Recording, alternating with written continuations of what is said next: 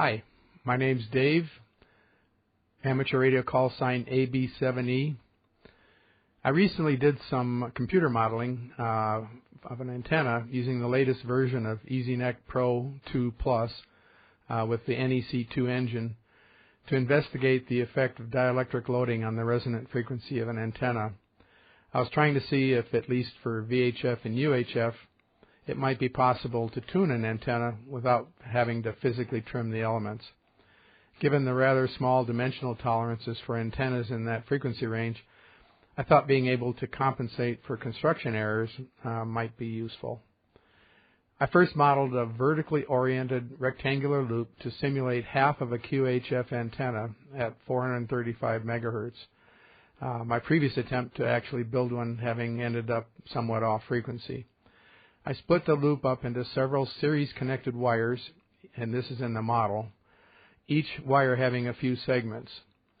I used the insulation column in the EZNEC wires table to represent the dielectric loading, and by changing which wire had the insulation, I could simulate sliding a section of dielectric along the wire. My understanding of the relevant theory told me that the loading effect of the dielectric should correspond to the distribution of the E field along the conductor. But in my model, that turned out not to be totally the case. It just didn't track the profile that it should have. I posted a message about my confusion on the Tower Talk reflector, which led to this discourse on the QRZ antennas column, or forum, feed lines, grounding, and towers. The conclusion of that discussion was that NEC2 and even NEC4 do not handle connected wires with different insulation characteristics properly, but that NEC5 engine does a much better job of it. So I decided to do some more testing to compare the measured characteristics of dielectric loading with that predicted by EZNEC, except this time with the NEC5 engine. I wanted to see how accurate EZNEC could be for this sort of thing, but mostly I just wanted to experimentally verify what I believe my understanding of the theory told me the behavior should be. For the test, I built a 100 megahertz dipole using a Budwig HQ1 center insulator, that's pretty common, and 1/8 inch diameter brass tubes to give me a total of 27 inches for both legs. I ran a heavy Dacron line from my workshop to a rock up the hill and suspended a dipole from it so that it was roughly 6 feet up above the ground. The wooden stick in this picture is there to keep the dipole straight, independent of the sag in the Dacron line. I connected a 4-foot-long section of RG8 type coax that had several ferrite cores on it to minimize common mode currents to the dipole, and then ran another 40 feet of the coax to the bench in my workshop. The coax is good quality coax.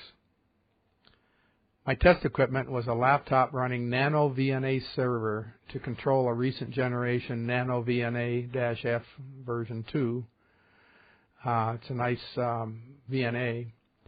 I calibrated the VNA using loads at the antenna end of the section of coax with the ferrite cores, so it's at the far end right where it would connect to the antenna. For each reading, I had Nano VNA server sweep the dipole from 90 megahertz to 110 megahertz in 50 kilohertz steps, taking 5 samples at each step and discarding the 2 worst samples, and then averaging the remaining 3. I saved the result of each sweep to a touchstone S1P file, which is basically S parameters in a text format that HP used back as early as 1984. For the dielectric loading, I used 2-inch long cylinders of high-density polyethylene, like that used for kitchen cutting boards, in various diameters. This picture shows the collection that includes sawn sections of a 1-inch diameter rod that I bought on Amazon, as well as various other discs that I cut from various pieces of 1/2-inch thick cutting board. I just used whatever hole saws I had on hand. The resulting dielectric thicknesses, the difference between the radius of the cylinder and the radius of the brass tube, for the samples I used are 11 millimeters, 16 millimeters, 22 millimeters, and 34 millimeters. I stacked 4 discs of the larger sizes. Remember, those are ½ inch thick, that had been cut from the cutting boards to make equivalent cylinders 2 inches long. I drilled a hole just slightly larger than 1/8 inch in diameter in each of the cylinders so that they could be slid to different positions on the brass legs of the dipole. Here's a picture of the dipole with one of the cylinders. This is the 11 millimeter, roughly 1 inch diameter, at the outer position of each end of the dipole. I used thin nylon twine from the wooden stick to hold the brass tubes in place under the weight of the various cylinders. HDPE, high-density polyethylene, has a rated relative permittivity of roughly 2.3. I tried to find some other materials with higher values for comparison, but most anything in the range of 4 or 5 was either expensive or not readily available in the shape of a cylinder. Nylon might have worked, except that every source I found said that the dielectric constant could vary between 4 and 5, and that didn't seem precise enough to use for comparing to the calculated value. That concern turned out to be pretty valid, as we'll see in a bit here. One available exception turns out to be water. Yep, just plain water, which has a dielectric constant up around 80. I used OpenSCAD, which is a 3D modeling program, to design a thin-walled canister for 3D printing that is 2 inches long and has an inside diameter of 25 millimeters for an insulation thickness of 11 millimeters to match one of the high-density polyethylene cylinders. Included a hollow tube running down the center to contain the water inside the cylinder, but still allow the canister to slide along the brass tubes. I filled the canister with DI water and sealed the cap on it with some silicone rubber. I ended up doing a lot, more than 100 VNA sweeps using the various HDPE and water cylinders, positioned every 2 inches along the brass tubes. For some positions, I took multiple readings to check for repeatability, and often those were separated in time by several hours. As I mentioned, for each sweep, I generated a touchstone file from NanoVNA Saver. Each touchstone file has a title that describes what kind of dielectric was used for the sweep and where it was positioned along the 27-inch length of the brass tubes. For example, the sweep that used a single 1-inch diameter, 2-inch long HDPE cylinder positioned at each end of the dipole is titled Measured 11 millimeter 27 to 25. And the sweep that used the 4 stack of 72 millimeter diameter discs positioned midway along the brass tubes is titled Measured 34 millimeter 17 to 11. In other words, positioned 10 inches from the ends of the brass tubes. So that nomenclature shows up in many of the resulting plots.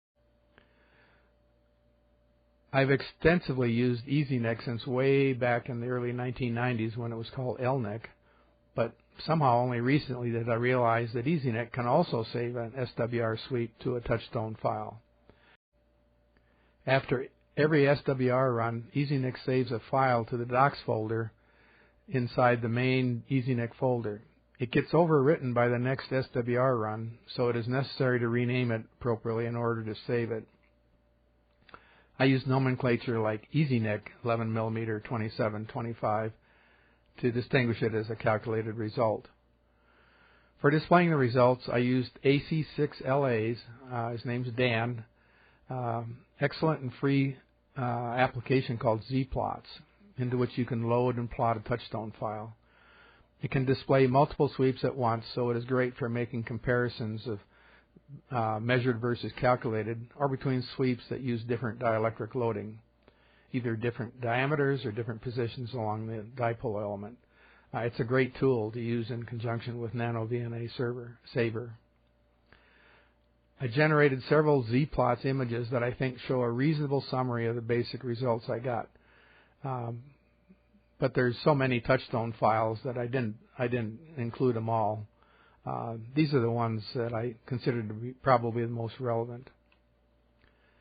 This one shows both the calculated and measured SWR and return loss for the dipole without any dielectric loading at all. The SWR curve is broad and it's difficult to determine a frequency for the dip, but return loss gives the same conclusion for the frequency of the dip, just with a sharper curve, and the bottom of the dip is therefore easier to determine. Note that the measured and calculated frequency of the dips agree very closely, but the magnitude of the dips varies significantly between measured and calculated.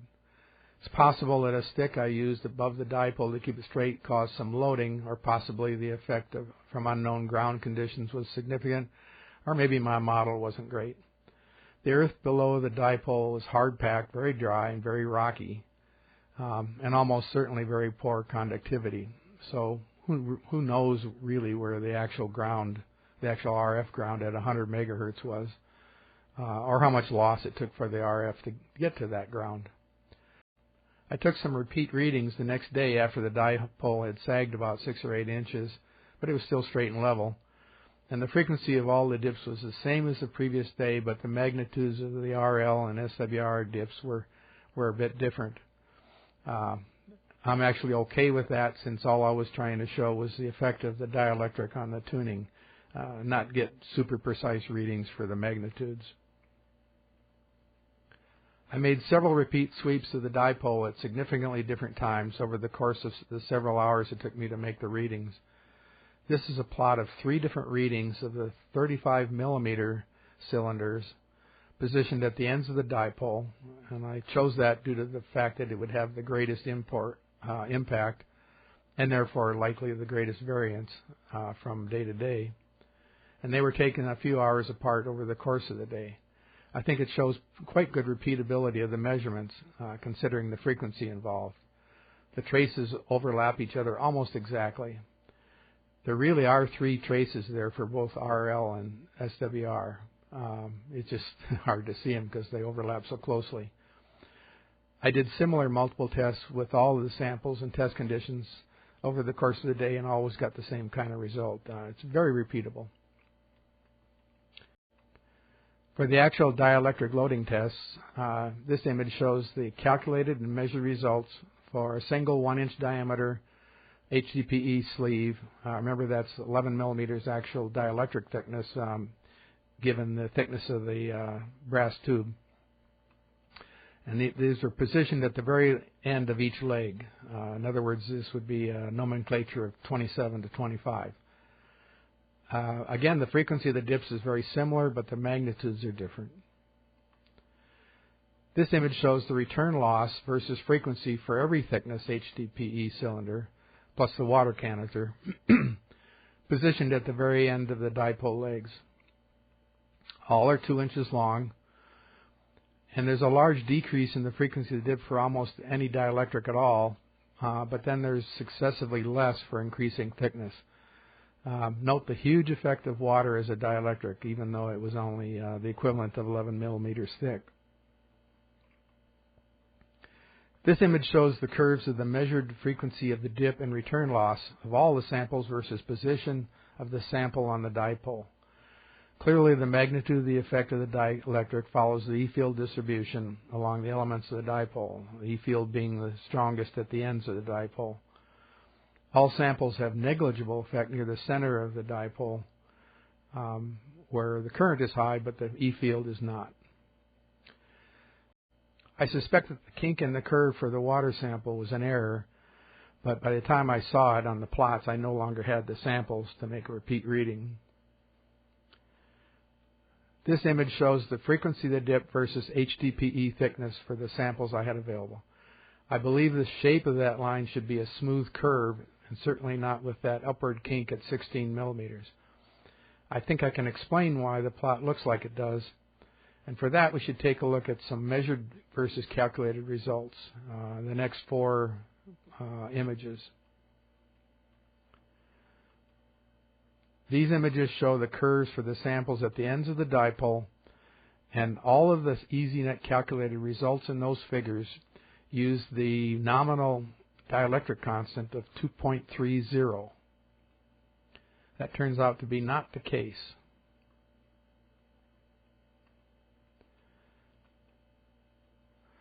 The calculated frequency in those images tends to be significantly lower than the measured frequency, and it gets worse as the thickness increases.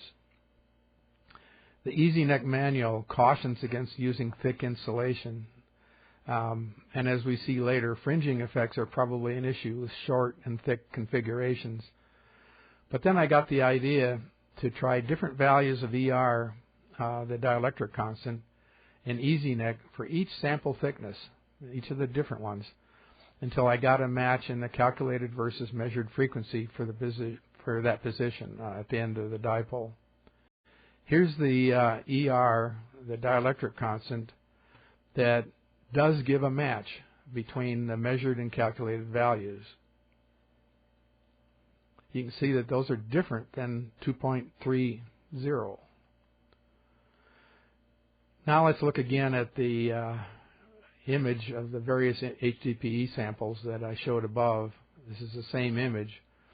And if you look closely, you can see that the 22 millimeter samples are different in color than the 16 millimeter and 34 millimeter samples.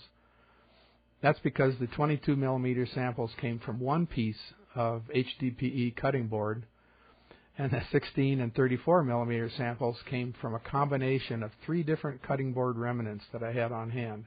I tend to use this HDPE for antenna insulators and stuff like that, so I had some remnants laying around. The 11 millimeter samples, however, were sliced from a 1-inch diameter rod that I bought online, and apparently that was actually quality HDPE, while the cutting boards came from who knows where, and most likely were of inferior density and composition, and they were even different from each other.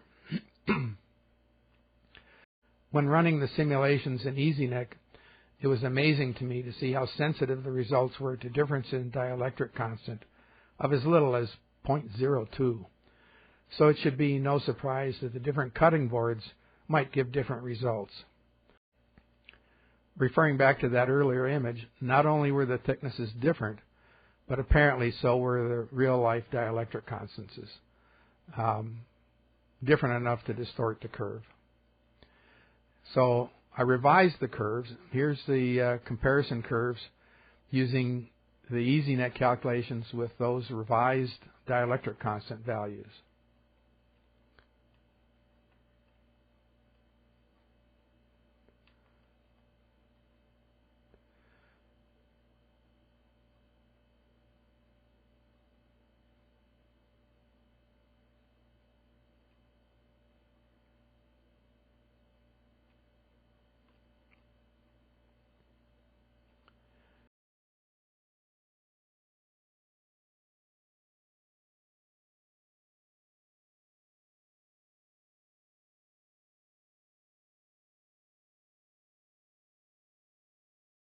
This image shows the revised measured versus calculated frequencies as a function of position for the 34 millimeter. Again, that's the largest and probably the most exaggerated samples, using a dielectric constant of both 2.3 and 1.95 for the calculated curves.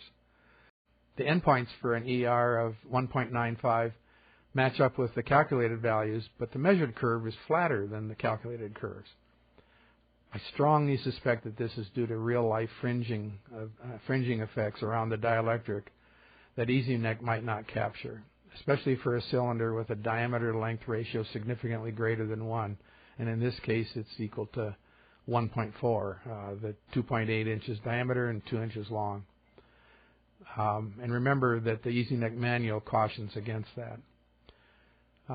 That suspicion is supported by this next image, which shows the measured and calculated frequency of lowest SWR by position for the thinner 11 millimeter sample, which only has a diameter to length ratio of 0.5. Note that the shapes of these curves are almost identical.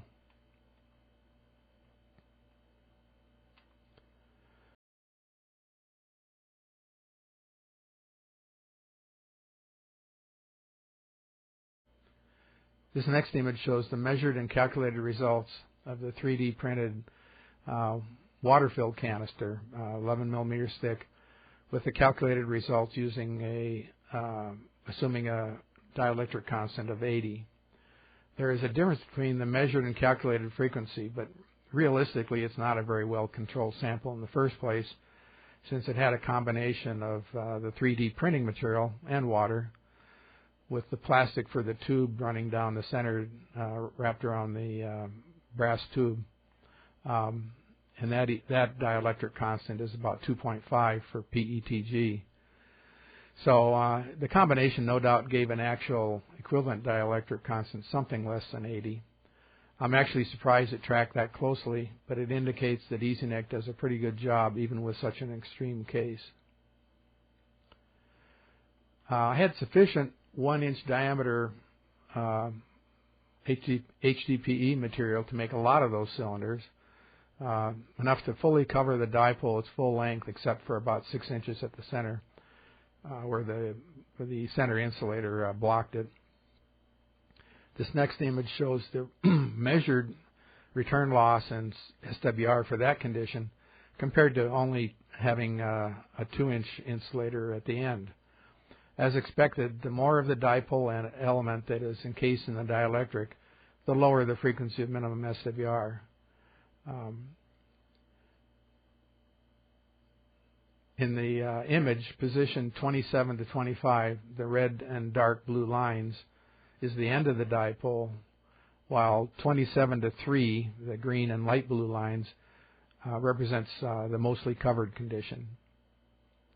At this point, I slid further down the rabbit hole and became curious how dielectric loading might compare to the more typical capacitive loading, such that you might have with a top hat or even just fat wires or cage dipoles. I knew that top hats work best at positions of greater E field, and that fat wires are also a form of capacitive loading. So I erroneously thought that the effects would be similar to the dielectric loading. To my surprise, EZNEC told me that a 2-inch long fat wire at the very end of the dipole, with assuming it had thin elements, had more loading effect than if the entire dipole had the same thickness wire. That's in contrast to the dielectric loading that has more effect the more of the dipole that is covered. So I checked with ChatGPT, and that helped me understand something that I should have known all along. Dielectric loading works by lowering the velocity factor of the wire, much like the insulation in a coax cable changes the velocity factor compared to air or a vacuum. And solid insulation, denser and greater dielectric constant in a coax, has more effect on the velocity factor than a foam insulation does that has a lesser dielectric constant. The more of the dipole wire that is covered, the more of the wire has a lower velocity factor. So that's why dielectric loading does what it does. Capacitive end loading, on the other hand, works by altering the current distribution on the wire. It essentially pulls the current profile further out towards the end, like it would if the wire was longer. And you can see that in an EZNEC model if you look at the current distribution along the wires.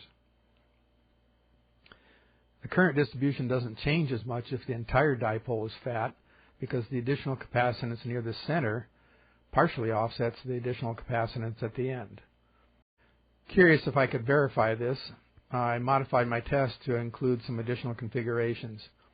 I made 2-inch long sections of copper tubing with a diameter, including the end caps, of about 24 millimeters. The end caps had holes just slightly larger than the diameter of the brass tube on the dipole, so I could slide them to the same positions as I had been using for the dielectric samples. This next image shows a picture of the 2-inch long tubes at the ends of the dipole, in other words, position 27 to 25, as well as a second dipole with almost full-length copper tubes. This image shows the frequency of minimum SWR for the two configurations. Note that the frequency of the dip in SWR is lower for the shorter tubes at the end of the dipole than it is for the full-length fat tubes.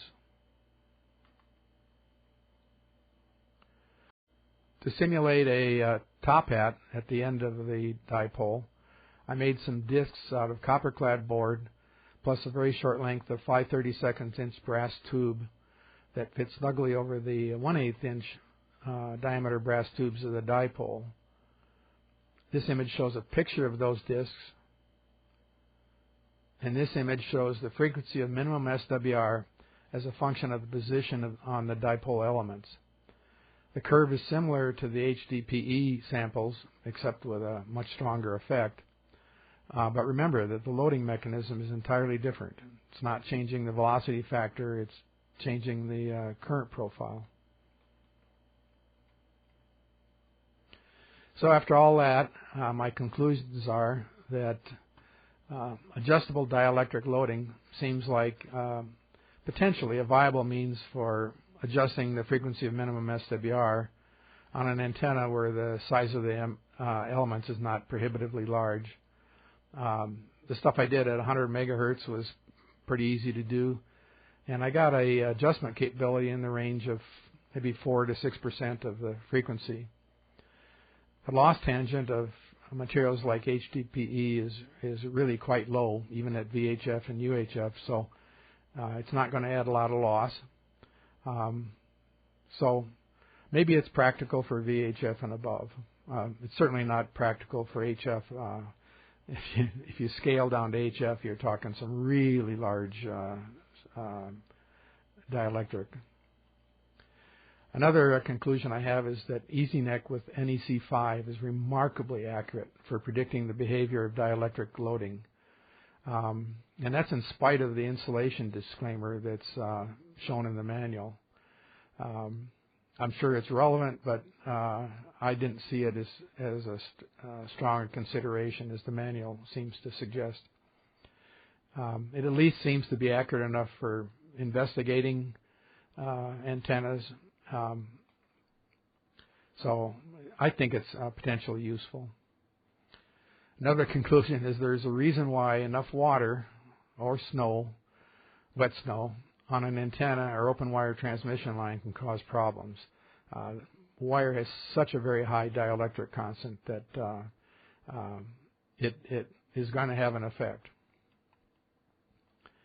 Another conclusion was, to my surprise, how strongly dielectric loading is a function of the actual dielectric constant. Even a very small difference can have a large effect. And finally, of course, EZNEC is an absolutely wonderful vehicle for learning. It guided me to a new understanding of how dielectric loading differs from capacitive loading, for example. I probably wouldn't have caught that otherwise. So I hope anyone with the endurance to have gotten this far through the video found at least some portion of it interesting. Corrections and comments, either pro or con, are certainly welcome. Please include them in the discussion comments below. Thanks again. Take care. Best regards.